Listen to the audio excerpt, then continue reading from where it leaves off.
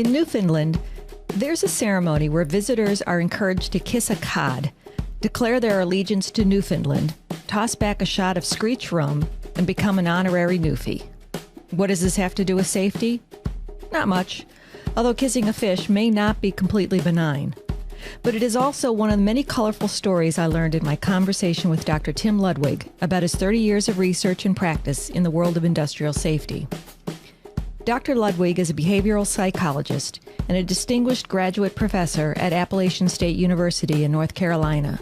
In his words, that means he doesn't care what you think or feel. He cares about what you do. But that is apparently his day job. Dr. Ludwig is also an internationally renowned author, speaker, and consultant on the use of behavior-based solutions to solve practical problems in business. His work focuses on helping companies assess, design, and implement safety and quality improvement programs.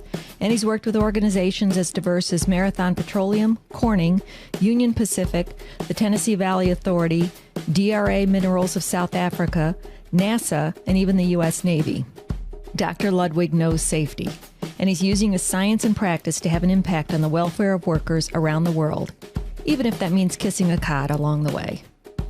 In the conversation that follows, Dr. Ludwig shares stories and insights on how to build a culture of safety by walking around to see how and where work is being done, as well as talking and listening more to the people who are your most valuable resource, your employees. After all, you can't do safety from behind a desk. I was in grad school, really interested in how people did things without any kind of reward, a concept called intrinsic motivation. I went to work with industrial engineers at Virginia Tech doing a postdoc.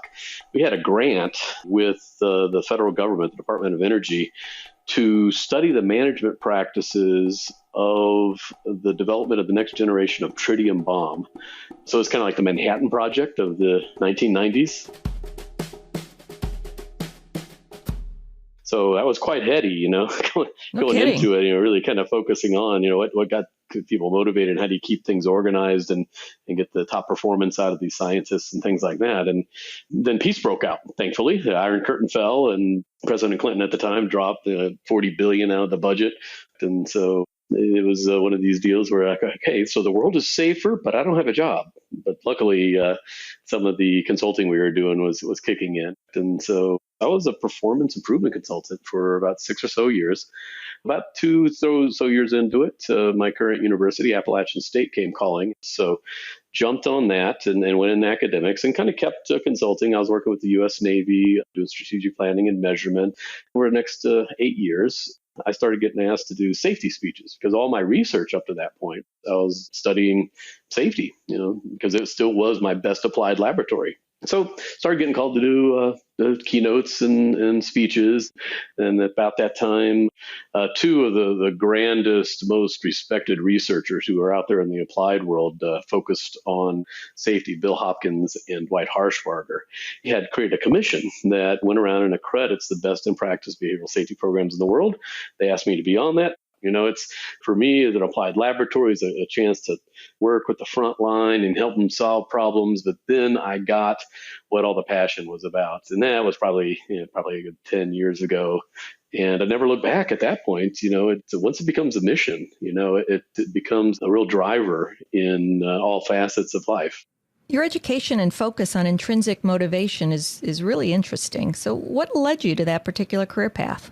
What I tell my students, I'm a professor here at Appalachian State. I teach a large introductory course, about 300 students, and as well as graduate courses and stuff. And I often get, why did you become a psychologist? Why did you get into it? And why did you get into motivation? And the most honest answer I can give you is laying in bed in college. You remember that moment, especially when you're younger, but it still happens now. You're laying in bed and you got to get up, but you hit the snooze button and then you kind of rouse yourself and then you're laying there. And then there's a moment in which you're suddenly up, right? You just got up. And that moment has always fascinated me. And frankly, that That's taken me down a lot of research paths in addition to intrinsic motivation.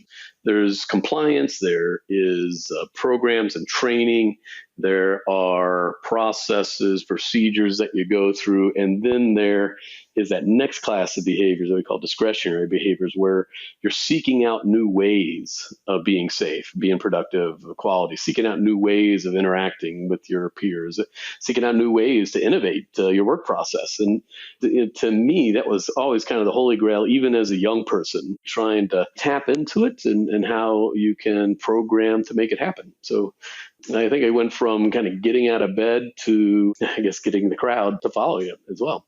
You do a lot of consulting work with companies from all over the world, all kinds of industries. What makes a company bring in a behavioral psychologist? What sort of problems are they trying to solve? The folks who know me from the safety world, they've got their safety management systems in place. They've hired professionals.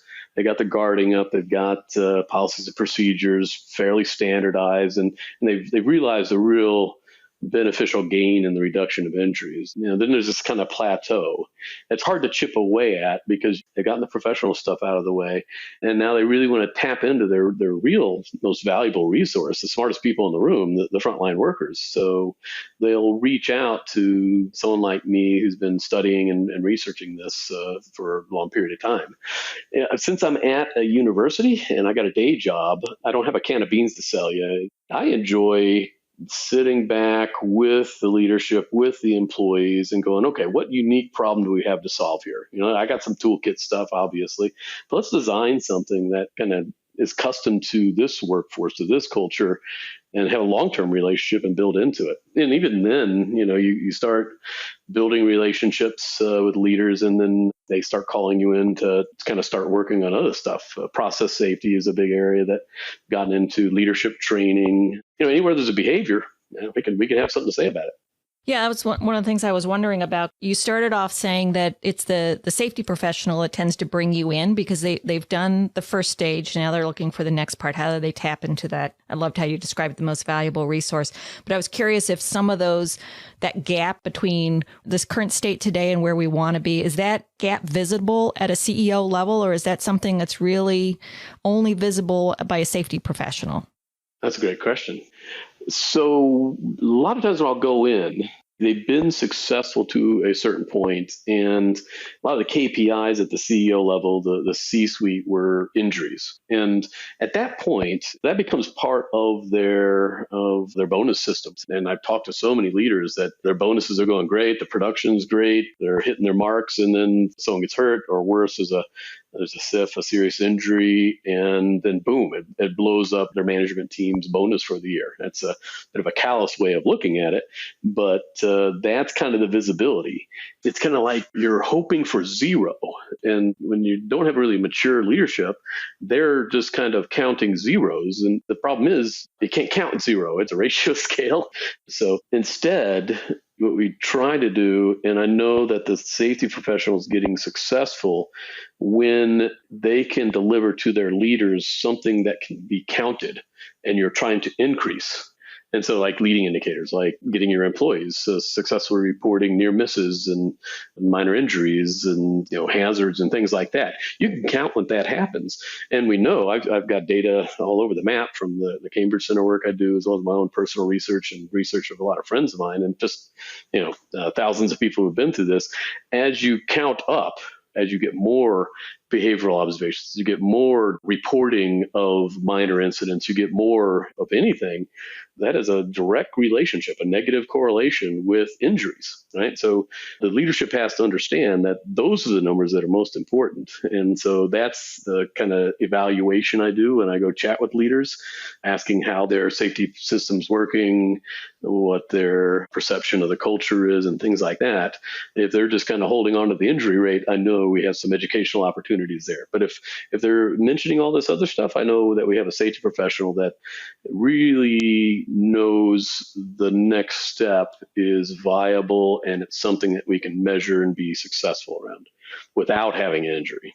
So I think I read about that in one of your books. I think it's your most recent book, Dysfunctional Practices That Kill Your Safety Culture, which, by the way, for people listening to this, the best cover ever. My wife came up with that. And in fact, some people think that's the actual name of the book. I'm one of those people. I thought it at first. I thought it was brilliant. One of the things I picked up in there, and I think you were just talking about this, is that relying on incident rates can really give company leaders a false sense of security. Mm-hmm. That's true. That's true. And you see slogans out there that are maddening to safety professionals. I've talked to many of them, and us in the safety world, where you have these target zeros. And then I've been to, major safety conferences where there's large panels around, well, is it a value or a priority? Is zero attainable? And, from a statistical standpoint, we're the closer you get to zero, the harder it is to get further, right? And so you got this kind of exponential logarithmic function. And so what really shortens careers of safety professionals, I guess, is they're being measured on nothing. They're being measured on getting zero. And so when think about it, when you go to the boardroom and you're asking for money, you're asking for a budget so you can put in a behavioral program, you can put in some equipment changes, you can put in some of the management systems that you've learned about, and you're going to the boardroom and you're trying to make your case for money, and then your bosses are going, okay, what's the return on investment? Well, what are you going to say? Well, I'm going to get zero. No, that's the whole idea. As you are driving down towards zero, that number is just a lagging, it's already happened. Think of all the other numbers that are increasing, and all the activity you're doing, all the inspections, all the behavioral observations, all the discussions and safety meetings, all the decisions made by leaders. You can count these things. These are things that are happening. So that's where I think safety professionals get it. They don't want to, nor should they, be evaluated on accomplishing zero. The rest of the organization is trying to boost productivity. You're trying to make more widgets. You're trying to make a bigger profit. If we look at the 0 point as the goal, then we need to create numbers to get there. And then that's when you can go into the boardroom as a safety professional and go, look at how much participation we have in the workforce in our behavioral observations and our inspections, and look at the number of maintenance actions that we've accomplished. And we know that if we spend this money here, we're going to get more of that, which is going to drive down injuries. Now you got a return on investment argument that's going to be much more successful for that safety professional. I think that approach is reflected in so many of the operational functions of a business, and it's only right that should also be applied from a safety perspective. Exactly. Yeah. They have to have a place at the table. If not, you're just kind of this cost function. And when times get tough, you got to cut cost. And so what gets cut? So let's make it a growth function. I think most of us out there know that if you can nail safety, if you can get high quality safety programs, high quality behaviors, participation within your safety program, and get success there, it's the same source of excellence that's going to help you in your quality, production, profitability. And I think the leaders that are willing to invest in safety know that, because you're mobilizing the workforce. You're teaching leaders how to listen and understand what the workers are talking about. You're driving the information you get and the behaviors you're observing back into your systems, and you're making improvements there. Typically, I think a lot of the data that we get from the Cambridge Center work I do with this commission that we accredit the best behavioral safety programs in the world, we'll get these time series long-term injury graphs of a nice downward trend. You see that plateau, then it drops again. You can see them struggling with zero and things like that. But if you overlay, say, production over that same period, quality errors over that same period, you see this improvement in these other areas as they get their arms around their injury rates with the safety systems that they put in place. So it is the same source of excellence. And I think the forward-thinking leaders are able to recognize that, and the best safety professionals are able to make that growth argument, that value proposition to their bosses. But beyond the KPIs and that zero incident slogan that a lot of companies have, there's also a tendency to tout safety cultures, and companies that are very proud of the safety cultures that they've built. They talk about it on their website. They talk about it in their investor communications. But you define a successful safety culture a little bit differently. How do you define it? And there's some very clear factors that go into a safety culture. And from the standpoint of evaluating from the outside, a lot of it is the interaction of employees with the safety management systems. Are they participating in the safety management systems? That's kind of the bottom line. And are supervisors engaging in those same systems at the benefit of the employee? And same question, are leaders? And that's really the core of the measurement piece of safety culture. But, I'm a psychologist. I got trained in dealing with constructs. A construct is something like empathy or intelligence. It's just a word that tries to summarize what we all feel, but really we just construct it. We're just constructing it from nothing. And so culture, should be one that's kind of right in the sweet spot for a psychologist. But I never really understood it. And when I get up in front of a group of folks and we start talking culture, I say, I don't understand what culture is. And I bet you've had management development people in front of you talking about culture, and everybody there is like agreeing and writing down what it is. And then afterwards, if you had to actually talk to each other what it was about, you don't really understand what it means, do you? And most people simply don't, because it's just a construct. It's not something that actually exists, because it's often defined as shared assumptions, shared values, and shared beliefs. And frankly, you just don't know what people feel, believe, and value. I mean, value means that you're willing to do something for it. And so then you start playing on that a little bit and going, well, from a behavioral standpoint, what are people doing? What are people doing that shows they value something like your safety management systems, or value their personal safety, or value the safety of others? So what is culture? It means people are out there doing stuff. And so what's the critical variable in there? Do a Venn diagram. If you're cutting up a pie and you're saying, okay, if I get the biggest piece of pie, just doing one thing, what is that critical behavior that really tells me if I have an active, positive safety culture, or one that's negative, that's encouraging risk? And so I came to the conclusion a number of years ago, after doing this for a while, that safety culture is talking. Simple as that. I mean, talking is a behavior. You can see someone talk. Am I talking now? Yeah. So we know when people talk. We can observe it. We can count it, right? So it's a behavior. And if it is a behavior, it is something we can change, because we got a science around that.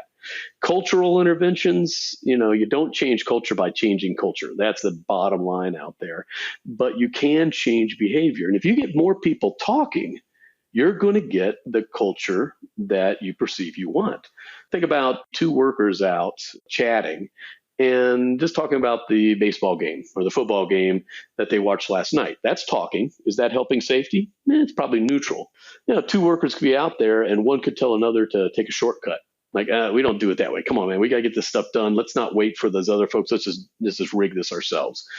That's talking, but that adds risk. That's safety culture. There it is right there for you. That's your safety culture, but you're promoting risk.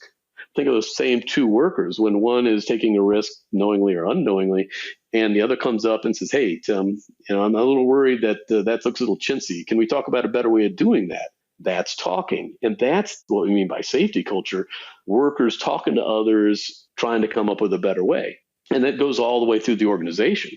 A supervisor who is asking a member of their work team, what's the best way of doing this process so nobody gets hurt? That's the safety culture. A leader asking her subordinates the impact of a budget decision. So how is this going to impact safety if we invest in this, or if we make these production numbers? That is safety culture. It's people talking to each other. We can count it and we can do something about it. And so if you start looking at your safety management systems, really take a good kind of analytic look at it, it's just different ways of people talking. Right? Safety meeting, talking, training, talking, behavioral observation and feedback process, coaching peers, even doing an audit, even doing any kind of form. It's a process of talking. And so what we have in our safety management systems, for the most part, are a lot of different ways of talking. We've never really conceived of it that way. And so when you're not getting people doing your observations, or you're not getting people doing your reporting of minor incidences, reporting of equipment damage and things like that, well, guess what? People are not talking.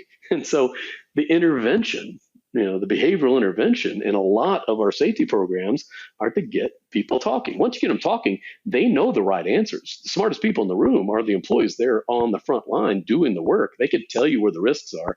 They could tell you where the hazards are, and they could tell you where your processes put them at risk. And if we just get that talking going, that knowledge is going to come out. Well, it seems to me that if a company has that as its innate behavior, that their employees are participating in the systems, that leadership is engaging in those systems, that they're talking and listening to each other to try to find a better way.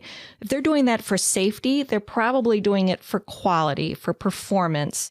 It seems to me that that would flow throughout every other operational aspect of the company. Is that a fair assessment? You nailed it. That's the whole point, right?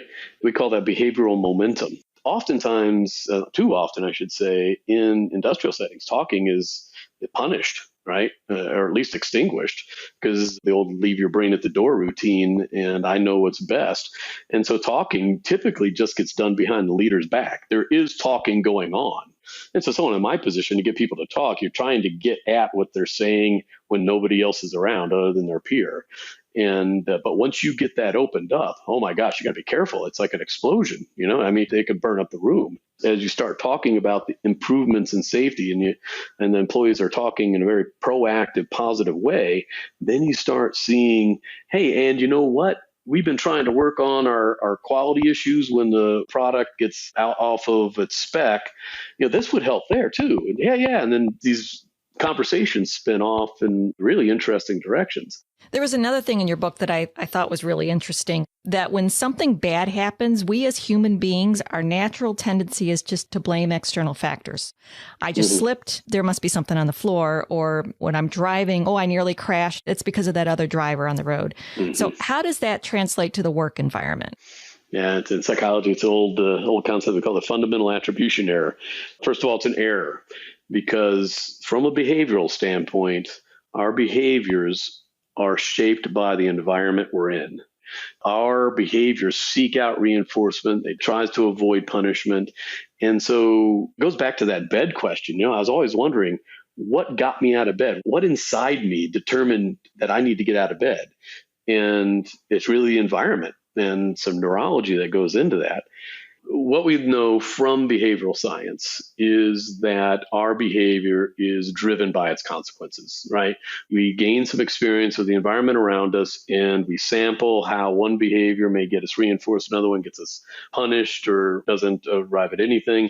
And that starts shaping, what we do, from driving to working a machine at work. And the biggest point here is that most of the stuff we do is pretty safe and pretty successful. We're pretty good creatures. We do a good job. But then when something bad happens to us, because we understand implicitly this relationship with our environment, we can point out that, hey, I made this mistake at work because I was rushed. I had to come from another meeting. I was supposed to be on my machine at this point. The supervisor went on a little bit longer, and I kind of had to skip a step, a little maintenance step, and that's what ended up causing this error. And you can make that logic pretty straightforward, and that's typically the right answer. Truth of the matter, though, is our brains are not wired that way when we look at the errors of other people. So, there's been a lot of press in our neurological psychology and cognitive psychology about the system 1 and system 2 brain. It's very well known that our working memory is a very analytical function, but we have a pre-working memory that just gets the gist of stuff and reacts to it immediately. It's called system 1. And it's very useful as an animal. When we're out in the woods and we hear something coming at us from another direction, we need to get the gist of it. Is it dangerous? Do I need to run away? Or is it just the wind? And then once we figure out it's just the wind, then we can kind of look around and analyze the wind. Well, as humans, we're still animals. And so when we see somebody make an error, like if I'm a manager walking around, I see Tim making an error, the first thing that's going to occur in my neural system is the system 1. I'm going to get the gist of it. And unfortunately, the gist as humans is looking for the negative. The negative events are going to be much more noticed and much more remembered than positive events. And that goes back to us being animals. We're focusing on negative things around us just to stay alive. So it's still part of that. And then our system 1 will then end up, after we see the error, blaming the person. Our attribution there is there's something wrong with Tim. He knows better. He's just hurried up today. And then you start using adjectives to try to describe why Tim's an idiot, why he's stupid, why he's lazy, why he's unfocused, why he is complacent. You name it. If it's an adjective, it's not a behavior. It's just a label. And the problem is when we do that to other people, we may feel fairly analytical and justified about it. The problem is we're not solving any problems because you can't fix stupid. The thing is, nobody's stupid. And that's a going in position. They're the smartest people in the room, our front line. They're not stupid. What we're doing when we're labeling is cutting our ability off to learn why the behavior happened, because the behavior did happen because it was influenced by its environment. So if we could sit back and be more neutral about it, when you see a behavior that causes an error, you act like a scientist, right? The chemists that started working on hydrocarbons, they didn't go and look at it and go, that's evil, that's a bad, that's complacent, that's whatever. They looked at it and go, when you put a match to it, it explodes and destroys everything. That's interesting. But, if we put a machine around it, it could be quite productive. And unfortunately, because of our system one and our tendency to blame and label, we go directly to that. And then the only solution we have is to try to change a person. You can't change people. I mean, by the time they get to your company, God and their parents have already kind of done a pretty good job. The thing you can do, however, is change the environment in ways that influence the person's behavior. Problem is, if you're labeling them and you're attributing the error to them, the only thing you have at your disposal is retraining or coaching. That's just another way of calling them stupid. They're professionals. They know how to do their job. You don't need to coach them. So what we try to do, and it's the core of behavior science, and that's what kind of ticks me off, frankly, when I hear that behavioral safety blames the worker, because it's completely opposite. We see the worker most of the time doing safe things, and we look at it and go, that's great. I wonder how we can help other people be this way. But when somebody makes an error, we look at it and go, that's interesting. They did this. What in the environment compelled it? Because you can't change a person. I love the concept of changing the environment. There was a part in your book that reminded me of New York City in the 90s. I'd been there quite a few times, and I remember the transformation that city went through. And I think it was labeled, it's probably still called this, the broken window theory. Mm-hmm. And it was that if you address the smaller crimes and symbols of crime, like a house with a broken window in a neighborhood, if you fix that, you can actually affect larger changes in the community and crime rates overall. And I saw in your book, you talk about how if you address the minor incidents, that can help prevent the more serious incidences from happening in the future. Was that a good correlation between the two?